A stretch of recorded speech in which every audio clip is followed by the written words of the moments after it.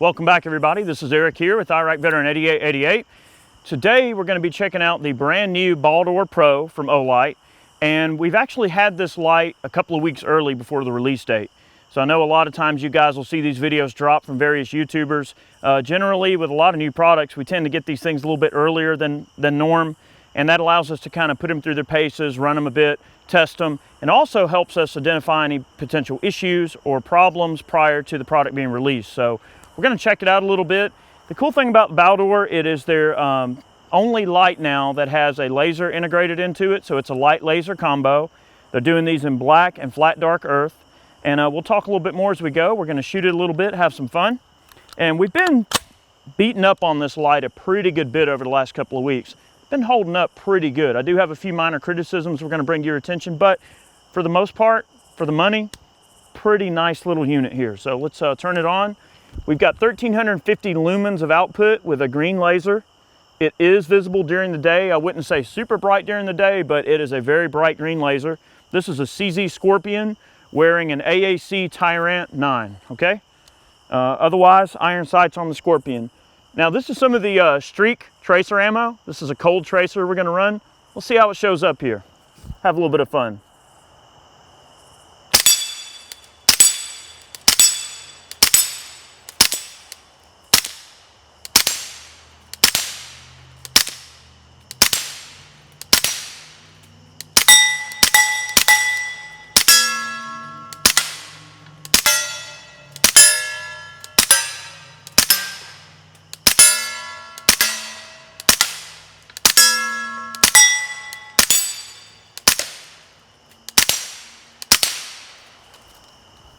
Real nice, got some headshots there.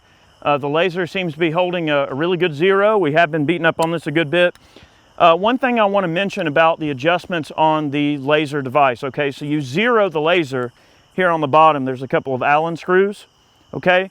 The clicks are not really very tactile. So when you go to turn it, it is like a lot of laser devices. It just sort of moves it. You don't really get like a click or a lock on it, but it is very rigid once it sets into place, and it seems like it holds a zero just fine. The movements are not very tactile, and it does move a heck of a lot for a small amount of turning with the screws. So just keep that in mind when you're zeroing the laser. A little goes a long way on the adjustments, and you're not gonna feel a click or anything like that. But does seem to hold a zero outstandingly, okay? Right now, we've got the unit on full power. That's 1350 lumens. If I give this a tap and hold it in, it reduces to about half power. That's good for just a quick search or something like that. You may not need the full brunt of the light. If I get it back on full bright mode, double click, there we go. If I click both sides of the pad, the actuation pad, it'll turn to a strobe, okay? That disorients your foe or whatever. That's what that's intended to be. If you hit it again, it'll turn off. Or if you hit it on strobe and click both sides again, it'll turn off, okay? So there's a switch on the bottom of the unit right here. This is another, I don't want to say huge complaint, but one minor thing I just want to make note of. This little lever here on the bottom, you know, it does have a tactile lock. You know, it does lock into place fairly well once you click it over to the various positions. If you click it all the way over to the left, laser only. I don't know how well you can see that, but you got a green laser back there, okay? If you move it to the center position, you've got the laser and the light with the different output modes, obviously. If you go all the way over to the right, it's pretty much just a standard Valkyrie, more or less. All right, it takes two CR123 batteries. Battery life seems to be pretty good. And like a lot of Olights, one thing I do want to mention, the unit does get pretty warm when it's in play for a long time, okay? That's just the nature of these devices. They do get a little bit warm. It's just something to consider. And the construction on this thing is actually pretty dang robust and solid. Very good housing that this thing is in. We actually helped Olight improve their mounting system, giving them a good bit of feedback over the years, you know, when we've been testing a lot of these newer Olights and stuff. So they've improved the mounting system on these drastically. Another cool feature that I sort of discovered by accident, I was going to check the batteries on this thing, you actually can't even open the battery door when it's mounted on the gun. All right, and the battery lock for the battery door actually just kind of goes right back into place on its own. Okay, so you can't accidentally remove the batteries when the unit is installed on a firearm. So that's clever, in that you can't accidentally hit the lever and then your batteries jettison out of the gun and you've got a dead light. So that's really smart of them to do that. Now this little lever that they use for adjusting, I would imagine if this took a relatively strong hit, it probably wouldn't fare too well. However, I'll say that a lot of the other light and lasers that I've tested over the years, that's really about the only weak point on this style of light. Not just Olight, but a lot of light and laser combos, is that the switch can be a little bit, I'm not going to say it's flimsy, but it's not quite as rugged as the rest of the light. That's just one kind of minor thing that I noticed there. But in terms of the output, I mean, it's a killer light, plenty of output. The laser's handy. Let me top off my mag and we'll shoot a little bit more. This time we'll run some of the Norma Envy, which is a pistol caliber carbine optimized loading. Let's try some of that out and see what happens. All right, let's give it a shot. Norma Envy.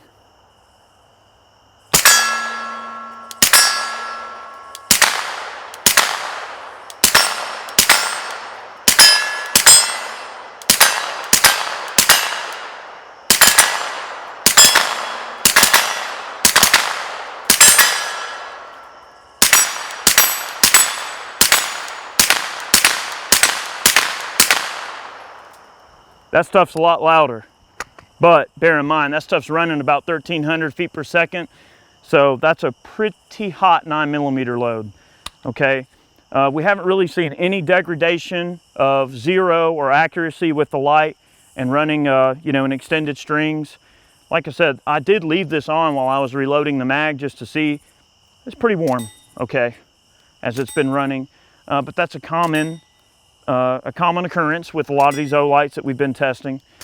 But really cool stuff. The mounting system's robust. They did make some improvements to the mounting system over some of the older weapons light that they've came out with. The switching system's very robust.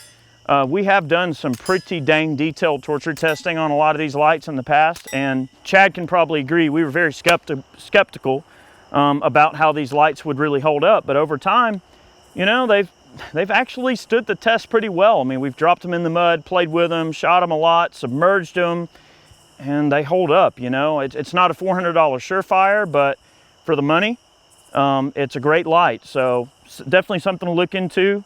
I know a lot of folks, you know, have told me how much they enjoy their Olights. We've also heard, on the other end of the spectrum, some people have bought Olights and said, oh, well, you know, we don't like them, or I've had an issue, but if I had an issue, I went back through them and they were able to remedy the situation quickly and professionally, and they took care of me. So where would this really fit in? Like, what would you use this for? Well, for one, on the lower light setting, it's a good little searching light for in the house if you hear a bump in the night or something. If you need the higher output to be able to throw a little further, the throw on this light's excellent. I mean, you can see over 100 yards with it, which for a carbine like this in 9mm, that's further than you're ever gonna need to be in terms of, you know, protecting yourself with a pistol caliber carbine or other defensive carbine. If you can get away from it over 100 yards away, you probably should try to get away anyway. So it's good for, like, you know, searching the house and things like that. But one thing I noticed, I made the comment to Chad earlier about this, is that in this case, we don't have a red dot on this Scorpion. We've just got iron sights. I don't have any kind of illuminated sight on this gun. So if I was searching through the house and I had the light and laser on at the same time, I didn't really demonstrate it, but I could literally shoot these targets from the hip if I wanted to, because that laser is looking where the round is going to go. So as long as I can hold it still, you do get the benefit of being able to put the round on target without actually having to shoulder the gun. You can identify the target, you can put the round on the target while having a cell phone in your hand and calling for help. You could be speed dialing 911 calling for help while you've got it trained on a bad guy. This is something to consider, you know. One thing that I'd like to see with a unit like this, I would love to see Olight make this unit an IR compatible with an IR laser. Now, how cool would that be to have? Now, I'm not going to speculate on what the cost of something like that would be, But how cool would it be to have a sub $200, let's just throw out a number, a sub $200 IR illuminator with an IR laser that you could throw on whatever gun and be able to go out and shoot critters, you know, at a couple of 100 yards or whatever with a set of nods on a bump helmet. So, you know, right now, I mean, I know Chad runs his Steiner D-ball, and those jokers aren't cheap. I mean, that's a really expensive unit. So in the future, I could see them doing something like this. Maybe an IR illuminator might be kind of fun for some of you hunters out there, or maybe even a red light version for people that want to spot coyotes at night. And maybe you just want to run light and you don't have access to thermals or night vision. Maybe you have a big red spotlight that you can use to spot them. Having a small red searchlight might be handy for some of the hunters out there taking out coyotes and stuff. Just a couple of thoughts. Guys, thank you for watching today's video. We hope you enjoyed it. We always love testing a lot of this new gear when it comes out, and we like to provide, you know, hopefully some feedback, not only to the company, but to you guys too, that are, you know, learning hopefully along with us.